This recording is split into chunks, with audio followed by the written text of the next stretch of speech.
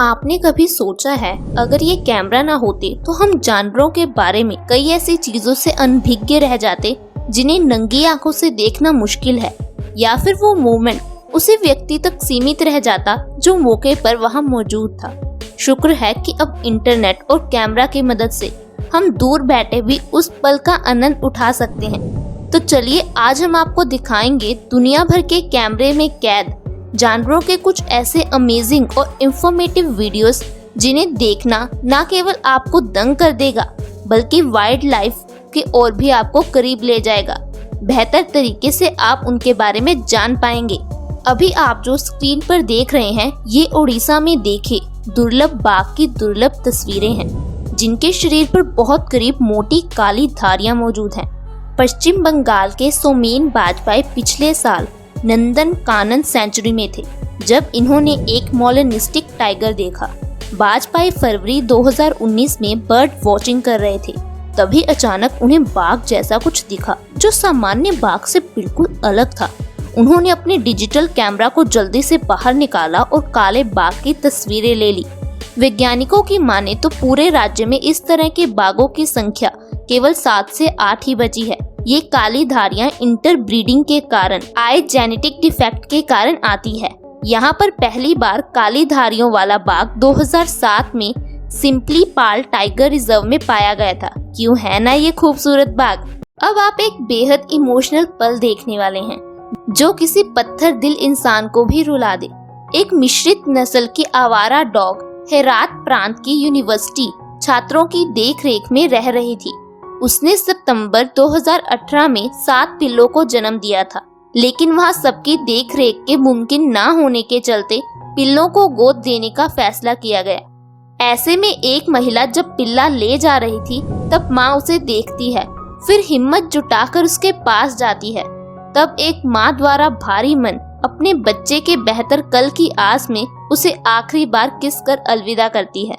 इसके बाद वो वहाँ से चल देती है, लेकिन आखिरी बार पीछे मुड़कर जरूर देखती है।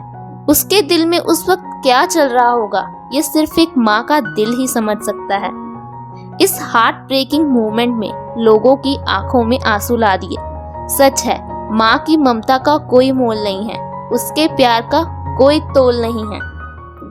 मिलिए 23 वर्ष क्रिस्टन केर से, जिसकी परवरिश शेर, चीता और अन्य जंगली जानवरों के बीच हुई है। क्रिस्टन का जन्म ही दक्षिण अफ्रीका के एक एनिमल सेंचुरी में हुआ और जानवर हमेशा उसके जीवन का एक बड़ा हिस्सा रहे। उसने 10 साल की उम्र में स्कूल जाने की बजाय घर से पढ़ाई करनी चुनी, क्योंकि वो इन जानवरों को छोड़कर कहीं जाना नहीं चाहती थी।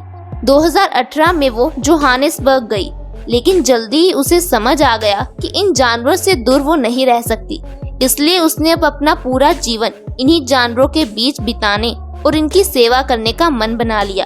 क्रिस्टिन के माता पिता ने भी अपनी पूरी जिंदगी इन्हीं जानवरों की सेवा में लगा दी है।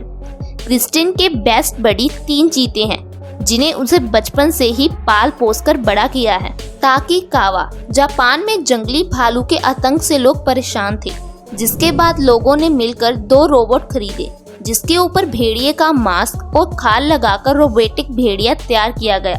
उन्हें जंगल की शुरुआत में लगा दिया गया। जब इनके मोशन गेट एक्टिवेट होते हैं तो ये अपने आप सिर घुमाता है, लाइट जलाता है और 60 अलग अलग तरह की आवाज निकालता है, जिसमें भेड़िए से लेकर मशीनरी तक की आवाज होती है।